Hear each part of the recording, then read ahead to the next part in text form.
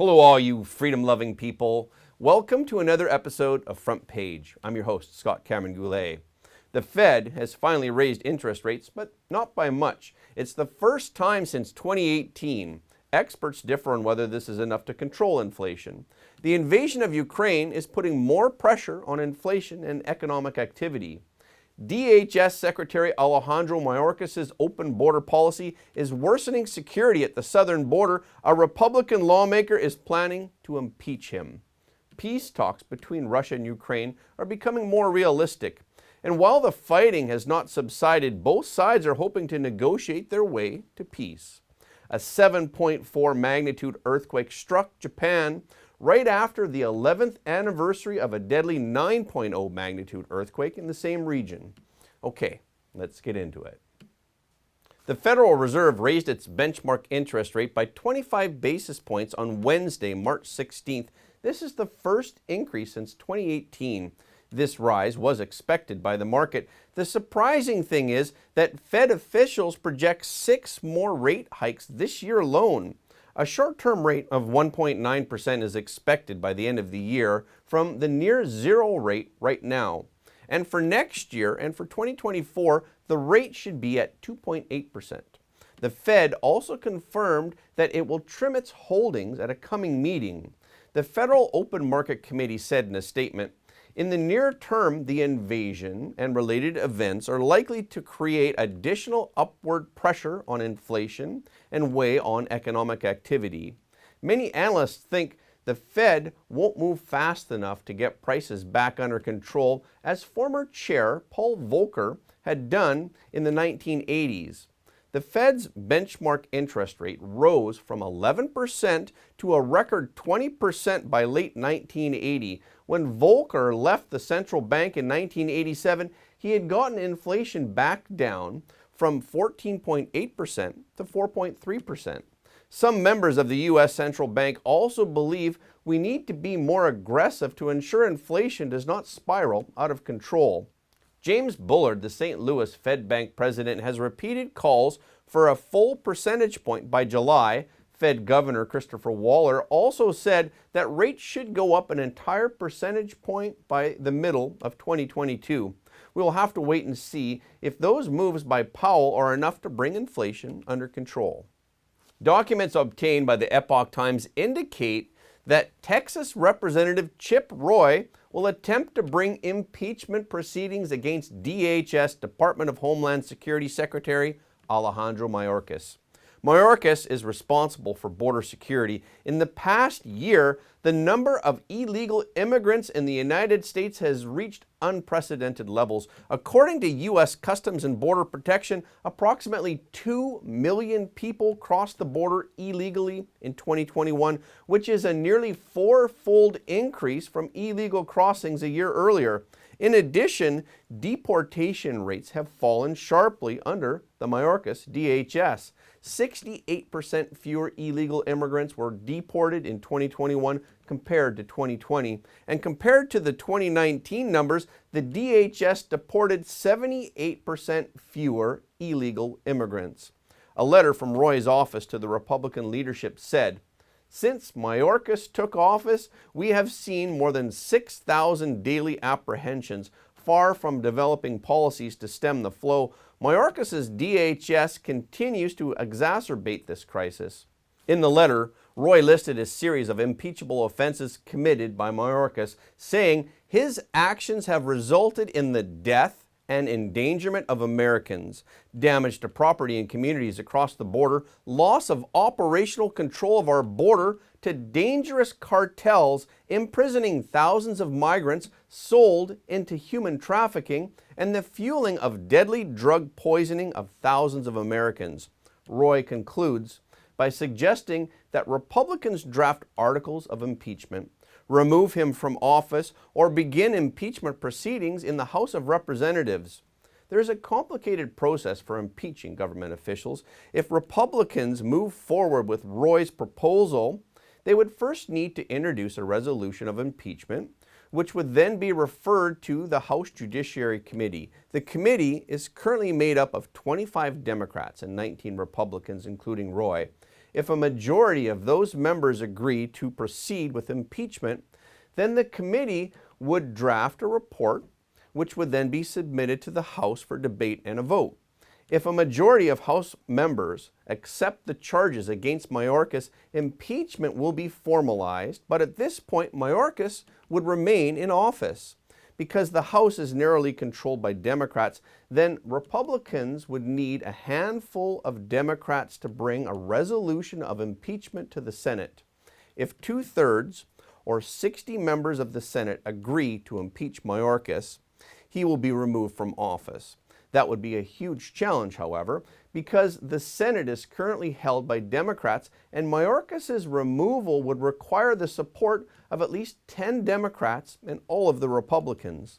Despite these challenges, Roy said, even though Democrats control the House, we should be calling for this now and making the case for immediate border security, which is better than any speech we can make or bill we can introduce.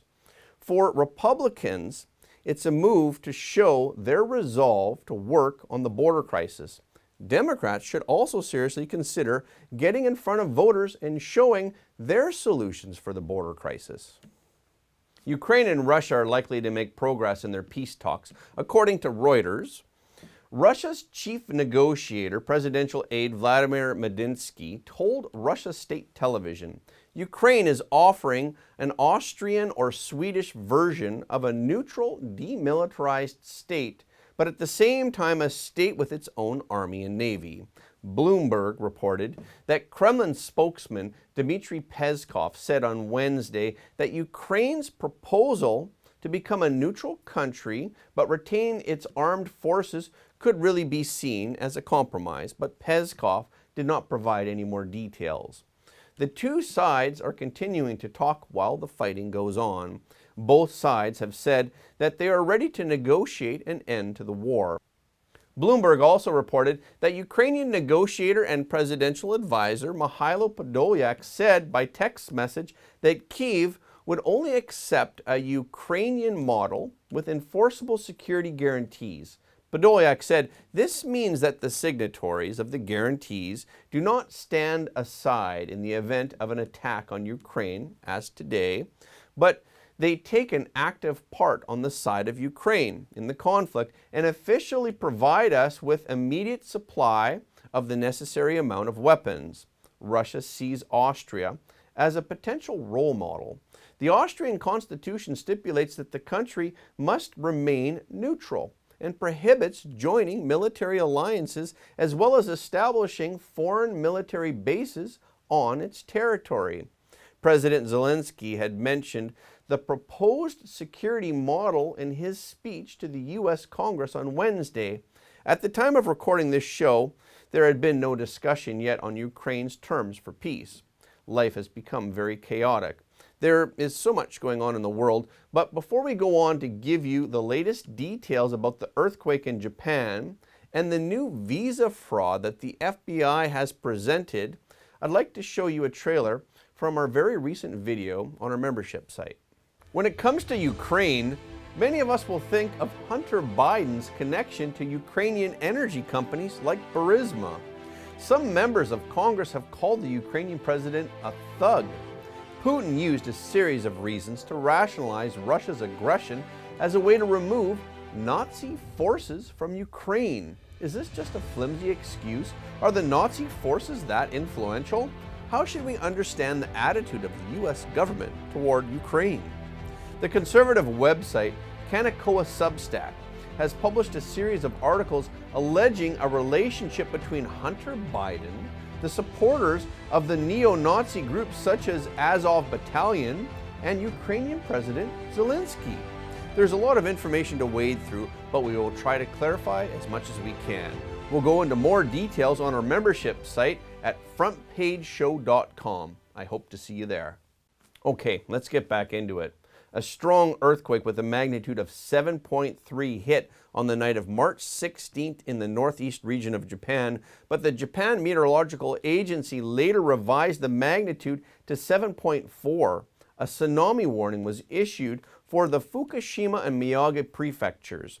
As of 8 a.m. local time on the 17th, 2 people had been killed and at least 126 people were injured. Video released on NHK shows strong shaking on surveillance video from Fukushima at the time of the earthquake. Residents from as far away as Tokyo could feel the strong vibrations. After the earthquake, a high-speed train between Fukushima and Shiraishi had derailed. More than 2 million households suffered power outages. The Japan Meteorological Agency warns there may be more and even larger earthquakes in the coming week, especially within the next 2 or 3 days. The region is part of northern Japan that was devastated by a deadly 9.0 magnitude quake and tsunami 11 years ago that also caused a nuclear plant meltdown. Wednesday's earthquake occurred just days after the 11th anniversary of the March 2011 earthquake. The tsunami, caused by the most severe earthquake in Japan history, not only destroyed people's homes, but also took many precious lives. The aftershocks have not stopped. We await more information on damages and injuries and when power will be restored in Japan. An FBI agent this week presented evidence of alleged visa fraud by ZTE Corp, a Chinese company. At a hearing in federal court in Dallas, FBI Special Agent Marcus Wundergen testified that a number of Chinese nationals were brought into the United States under false pretenses. They were supposed to do research in the lab of Georgia Tech professor Gi-Kong Cheng, but they were hardly ever there. Instead, they moved to a Morristown, New Jersey apartment that was near ZTE. Wundergen said he examined access control records at the Georgia Tech lab and produced the apartment lease in Morristown. ZTE is currently on probation in the United States after pleading guilty in 2017 to illegally sending U.S. technology to Iran and North Korea. Such an operation violates their probation. U.S. District Judge Ed Kincaid summoned the company to appear in court for a hearing on whether it violated probation for the alleged visa fraud. Wundergen also said that neither ZTE nor its U.S. subsidiary has been prosecuted despite years of investigation in the Georgia Tech case. This is because the sponsor of the J-1 visa, which is Georgia Tech and not ZTE, is the one that is responsible for the accuracy of the visa application. Although it is hard to find ZTE legally guilty, the hearing has implications for ZTE.